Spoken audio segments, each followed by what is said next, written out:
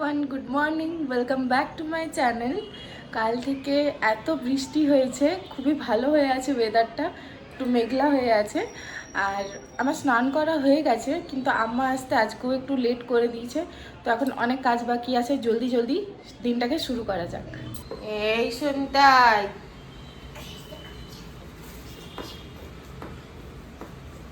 আবার বম্মাইসি, এই পিটবো এখনই শুনটাই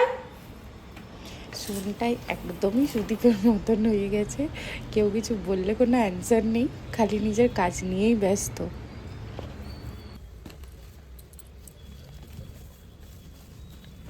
চা পাতা আর ব্রেডটা অর্ডার করেছিল, ওটা এখন চলে এলো। তবে জলখাবারটাও খেয়ে নিই। আম্মা এসে পরেই নিজের কাজ শুরু করে দিয়েছে, আর আমার সোনটাই সামনে বসে বসে দেখছে যে কাজগুলো সব ঠিকঠাক করছে কিনা। সুদীপ এসছে গাছে জল দিতে, আর আমাকে দেখাচ্ছে যে টমেটো গাছটা বেশ অনেকটাই বড় হয়ে গেছে, এবার এটাতে টমেটো ধরেও যাবে। আর সুদীপের ইচ্ছা যে এবার আমরা আর কিনে টমেটো খাবো না, আমাদের গাছেরই টমেটো খাবো। এবারে আবারও বলছে যে একটা লঙ্কা গাছও লাগাতে হবে।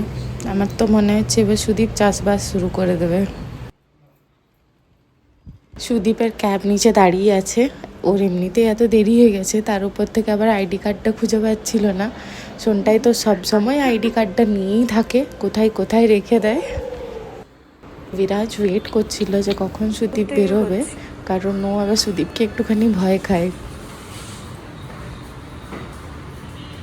এতক্ষণ তো সুদীপ আইডি কার্ডটা পাচ্ছিল না, এবার আবার লিফটটাও ফেসে আছে।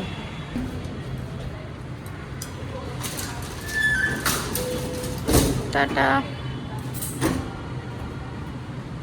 সুদীপ আমার জন্য বিরিয়ানি অর্ডার করে দিয়েছিল, কারণ কালকের আর কিছু রাখা ছিল না যেটা আজকে আমি খেতে পারবো। আর সোনটাইকে নিয়ে একা একা বানানো পসিবলও হয় না, আর সত্যি কথা বলতে একার জন্য বানাতে ইচ্ছাও করে না।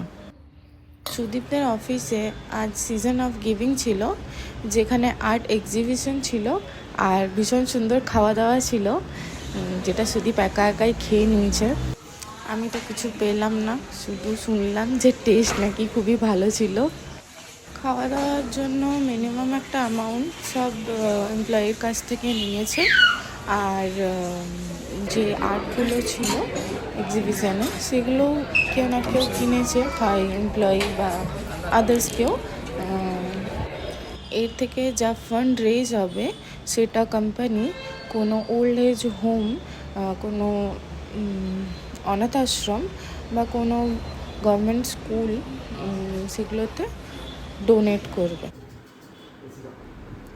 সুদীপ অফিস থেকে আসার পর সোনটাইয়ের সাথে একটুখানি খেলছিল, আর তখনই দেখি সোনটাই এক দু পা ফেলে ফেলে একটুখানি হাঁটারও চেষ্টা করছে।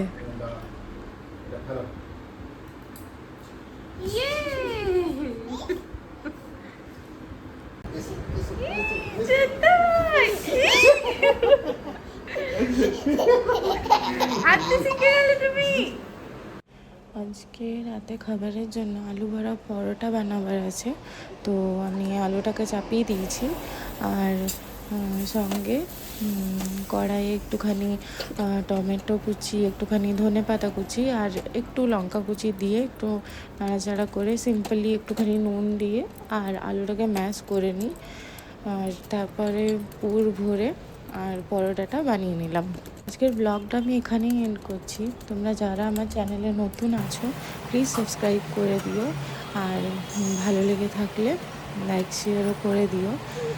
তো চলো, দেখা হচ্ছে নেক্সট ব্লগে। বাই। এই দেখো আমাদের ঘরের পুরোহিত পুজো করতে চলে এসছে। রাতে কত বাজছে, পুজো চলছে। এই